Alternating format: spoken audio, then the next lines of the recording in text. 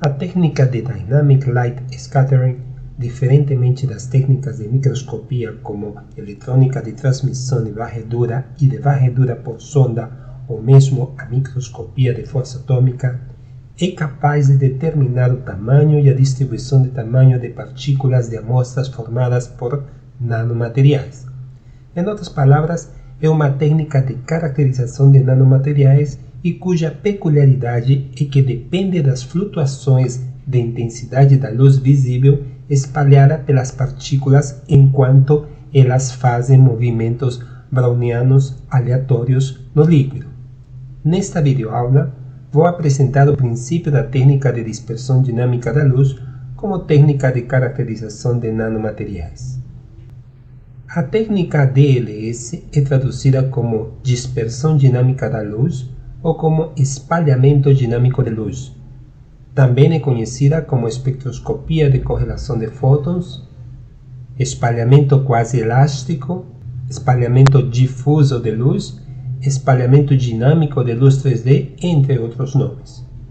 O espalhamento dinâmico de luz é uma ferramenta importante para caracterizar o tamanho das nanopartículas suspensas em um meio líquido. Embora existam várias técnicas para a medição do tamanho das partículas e sua distribuição, o espalhamento dinâmico de luz é usado principalmente para o tamanho de nanopartículas e sua distribuição. Na realidade, esta técnica permite determinar o tamanho hidrodinâmico das partículas. O tamanho hidrodinâmico pode ser definido para uma partícula com morfologia irregular, determinando o tamanho efetivo dessa partícula quando dispersa em um meio líquido. Para partículas esféricas, o tamanho hidrodinâmico é igual ao tamanho real das partículas com raio R. O espalhamento dinâmico de luz é uma das técnicas de espalhamento de luz mais populares porque permite o dimensionamento de partículas de até 1 nanômetro de diâmetro. Suas aplicações típicas são mais amplas das que foram citadas anteriormente, pois permitem analisar também emulsões, micelas, polímeros, proteínas, nanopartículas ou coloides. O princípio básico é simples. A amostra é iluminada por um feixe de laser e as flutuações da intensidade de luz espalhada são detectadas em um ângulo de espalhamento θ conhecido por um detector de fótons. Instrumentos DLS simples que medem em um ângulo fixo podem determinar o tamanho médio das partículas em uma faixa de tamanho limitada. Instrumentos multiângulos mais sofisticados podem determinar a distribuição total do tamanho das partículas. Do ponto de vista microscópico, as partículas espalham a luz e assim imprimem informações sobre seu movimento. A análise da flutuação da luz espalhada produz informações sobre as partículas. Experimentalmente, o que se faz com as flutuações de intensidade é calcular uma função de correlação de intensidade cuja análise fornece o coeficiente de difusão translacional das partículas, também conhecido como constante de difusão. O DLS mede o movimento browniano e o relaciona ao tamanho das partículas. O movimento browniano é um movimento aleatório de partículas devido ao bombardeio pelas moléculas do solvente que as cercam. Normalmente, o DLS se preocupa com a medição de partículas suspensas em um líquido. Quanto maior a partícula, mais lento será o movimento browniano. Partículas menores são afetadas ainda mais pelas moléculas do solvente e, consequentemente, se movem mais rapidamente. A temperatura deve ser conhecida com precisão, se quiser fazer uma análise usando a técnica DLS, porque a viscosidade de um líquido está relacionada diretamente à sua temperatura. A temperatura também precisa ser estável, caso contrário, as correntes de convecção na amostra poderão causar movimentos não aleatórios que irão influenciar a interpretação correta do tamanho. A velocidade do movimento browniano é definida pelo coeficiente de difusão translacional, como mencionado anteriormente. O tamanho de uma partícula é calculado a partir do coeficiente de difusão translacional usando a equação de Stokes-Einstein, onde dH é o diâmetro hidrodinâmico, D, o coeficiente de difusão translacional, K, a constante de Boltzmann, T, a temperatura e eta, a viscosidade. O espalhamento dinâmico de luz, que mede o diâmetro hidrodinâmico de uma partícula, determina a rapidez com que uma partícula se move numa suspensão através do movimento browniano. O movimento browniano das partículas causa flutuação na intensidade da luz dispersa em torno de um valor médio. Observe que o diâmetro que é medido na técnica DLS é um valor que se refere a como uma partícula se difunde dentro de um fluido. Por isso é chamado de diâmetro hidrodinâmico. O diâmetro obtido por esta técnica é o diâmetro de uma esfera que possui o mesmo coeficiente de difusão translacional da partícula. O coeficiente de difusão translacional dependerá não apenas do tamanho do núcleo da partícula, mas também de qualquer estrutura superficial, assim como da concentração e do tipo de íons presentes no meio. Os íons no líquido e a concentração iônica total podem afetar a velocidade de difusão das partículas. Estes íons também podem alterar a espessura da dupla camada elétrica que se forma ao redor de uma partícula sólida em suspensão aquosa, chamada de comprimento de Debye. Dessa forma, o meio de baixa condutividade produzirá uma dupla camada elétrica estendida de íons ao redor da partícula, reduzindo a velocidade de difusão e resultando em um diâmetro hidrodinâmico aparentemente maior. Por outro lado, meios de condutividade mais alta suprimirão a dupla camada elétrica e, com isso, o diâmetro hidrodinâmico medido será menor. Qualquer mudança na superfície de uma partícula que afete a velocidade de difusão também irá alterar o tamanho aparente da partícula. Uma camada de polímero adsorvido que se projete para o meio líquido como espinhos reduzirá a velocidade de difusão mais do que se as moléculas do polímero estiverem deitadas na superfície da partícula. Concluindo, a natureza da superfície e do polímero, assim como a concentração iônica do meio, podem afetar a conformação do polímero, que por sua vez pode alterar o tamanho aparente em vários nanômetros. Todas as técnicas de dimensionamento de partículas têm um problema inerente em descrever o tamanho das partículas não esféricas. A esfera é o único objeto cujo tamanho pode ser descrito inequivocamente por uma única figura. Diferentes técnicas são sensíveis a diferentes propriedades da partícula, como área projetada, densidade, intensidade de espalhamento, e em geral produzirão diferentes tamanhos médios e distribuições de tamanho para qualquer amostra. Até mesmo o tamanho de uma partícula em uma imagem de microscópio vai depender de parâmetros definidos como contraste de borda, por exemplo. É importante entender que nenhum desses resultados é inerentemente correto. O diâmetro hidrodinâmico de uma partícula não esférica é o diâmetro de uma esfera que tem a mesma velocidade de difusão translacional da partícula. Se a forma de uma partícula mudar de maneira que afeta a velocidade de difusão, então o tamanho hidrodinâmico também mudará. Por exemplo, pequenas mudanças no comprimento de uma partícula em forma de haste afetarão diretamente o tamanho, enquanto alterações no diâmetro da haste, que dificilmente afetarão a velocidade de difusão, serão difíceis de detectar. Vamos ver sobre as teorias de dispersão de luz que estão envolvidas na técnica DLS. Comecemos pela dispersão Rayleigh.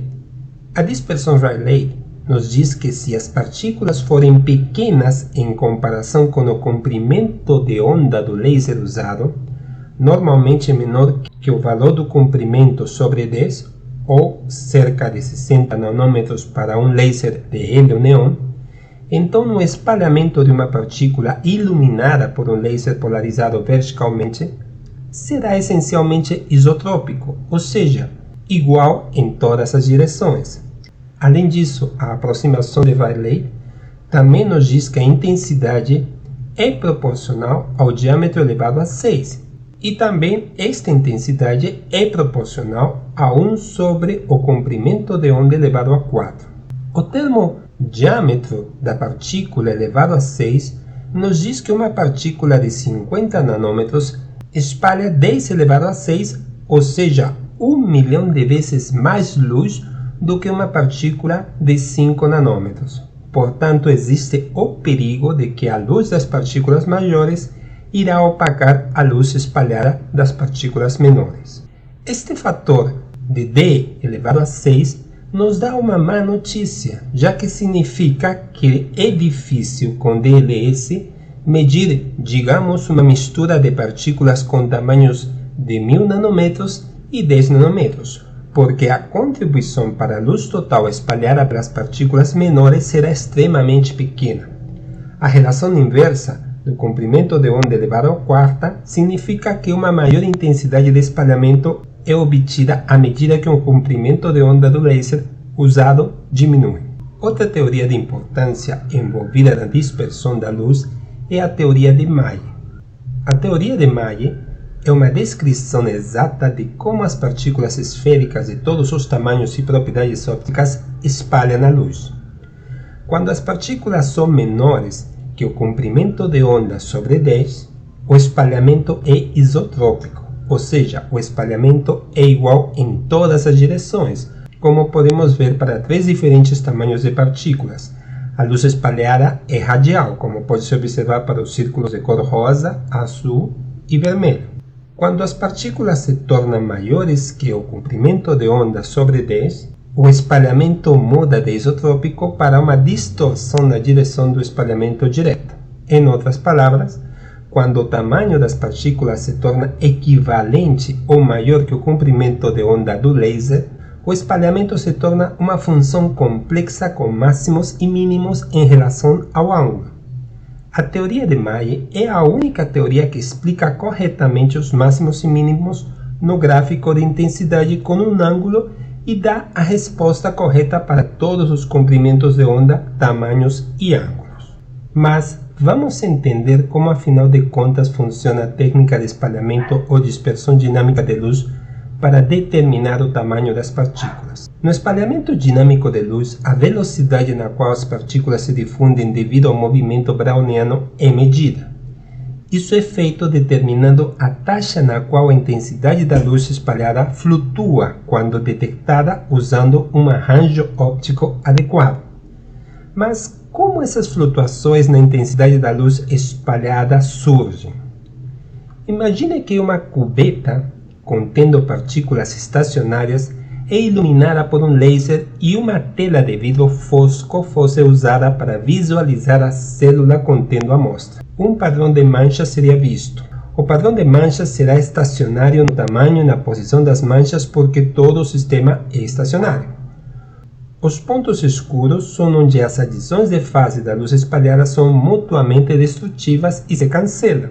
As manchas brilhantes de luz no padrão pontilhado são onde a luz espalhada das partículas chega com a mesma fase e interfere construtivamente para formar uma mancha brilhante.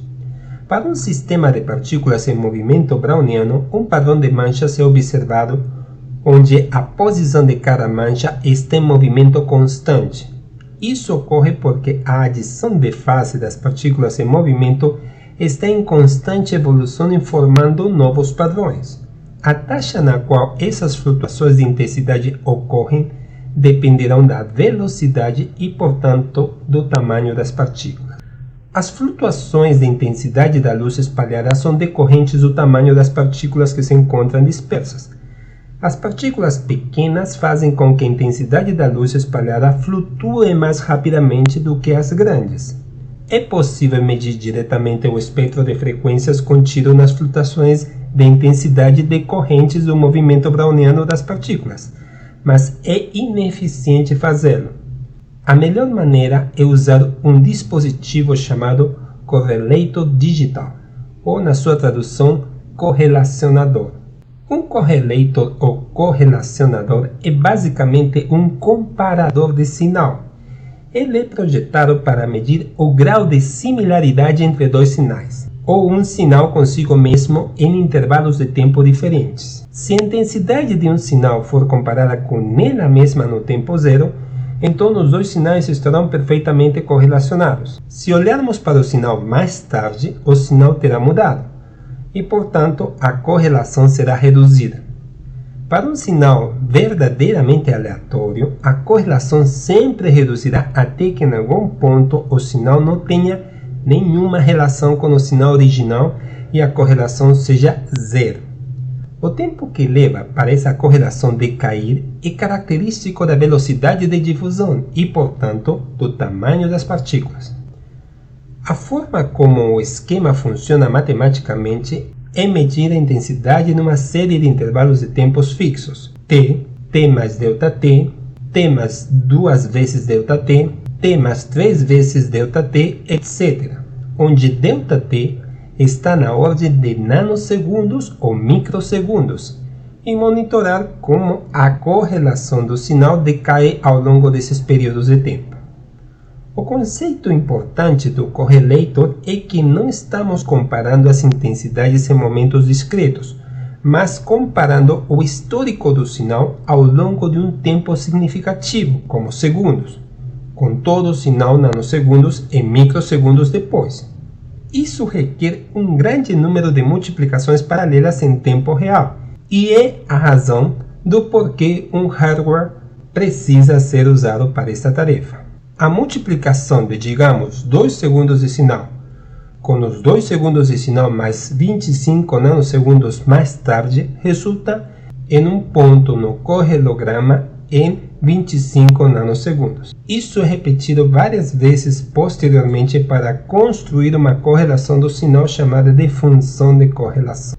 Então, como foi mencionado anteriormente, precisamos de um correlator. Um correlator faz parte de um aparelho de DLS, pois ele mede o grau de semelhança entre dois sinais. Tal medida é efetuada registrando-se valores de intensidade da luz espalhada em um instante de tempo t e a correspondente quantidade de intensidade em um instante posterior t mais tal, para todo t dentro de um intervalo maior t total em que o sinal é observado. Sabemos que as partículas em uma dispersão estão em movimento browniano constante e aleatório, e que isso faz com que a intensidade da luz espalhada flutue em função do tempo. O correlator usado no instrumento DLS construirá uma função de correlação G2 de tal da intensidade espalhada, onde I é a intensidade de luz espalhada, T é o tempo zero e tal é a diferença de tempo do correlator. A partir das medidas da função de correlação da intensidade de luz espalhada, G2 dt, para sistemas diluídos, é possível o cálculo da função de autocorrelação temporal do campo elétrico, G1 de tal, através da relação de Siegel, onde beta refere-se a parâmetros experimentais e G1 de tal é dado pela expressão apresentada no slide, onde I é a intensidade da luz espalhada. A média do produto indicada na primeira equação do slide anterior é tomada separadamente sobre tempos curtos e longos. Os tempos curtos caracterizam as oscilações rápidas da onda eletromagnética. Os tempos longos caracterizam os processos difusivos do soluto na dispersão. Para sistemas monodispersos e diluídos, é possível mostrar que G1 de tal decai exponencialmente com tal, com tempo de correlação tal C, tal que ele é igual a Q elevado ao quadrado vezes D, que é igual a Q elevado ao quadrado vezes D, e que isso é considerado como sendo a taxa de decaimento. De forma que, identificando a taxa de decaimento, a função G1 de tal é expressa na forma de G1 de tal igual a exponencial elevado a menos Q ao quadrado vezes D vezes tal, ou igual a exponencial elevado a menos a taxa de decaimento vezes tal. O decaimento exponencial está relacionado à difusão das partículas e, consequentemente, ao tamanho da partícula. Se as partículas são monodispersas, é esperada uma única função exponencial. A análise estatística da flutuação de intensidade pode ser feita usando a equação antes mencionada. onde G1 de tal é a função de autocorrelação normalizada de primeira ordem, que é o comprimento do vetor de espalhamento definido pela equação apresentada no slide, onde n é o índice de refração do dispersante, λ0 é o comprimento de onda do laser e θ o ângulo do espalhamento. Assim, conhecendo-se o comprimento de onda da luz incidente λ0, o ângulo de espalhamento θ e o índice de refração do meio n, determina-se que, considerando-se ainda sistemas monodispersos e diluídos, pode-se estimar G de tal a partir da relação de Sieger.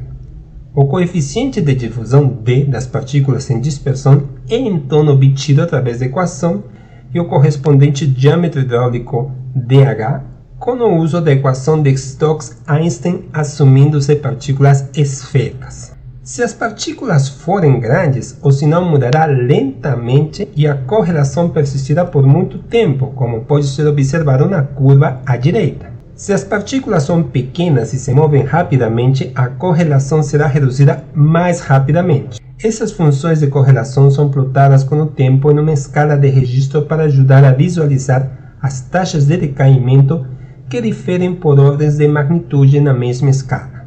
Obtendo informação do tamanho a partir da função de correlação. O tamanho é obtido a partir da função de correlação usando vários algoritmos. Existem duas abordagens fundamentalmente diferentes que muitas vezes são tomadas. A primeira, ajustar um único exponencial à função de correlação para obter o tamanho médio, diâmetro médio Z, e uma estimativa da largura da distribuição, que seria o índice de polidispersidade. Isto é chamado de análise de cumulantes, ou cumulant. O segundo, ajustar um exponencial múltiplo à função de correlação para obter a distribuição dos tamanhos das partículas, como mínimos quadrados não negativos ou a famosa técnica de Contine.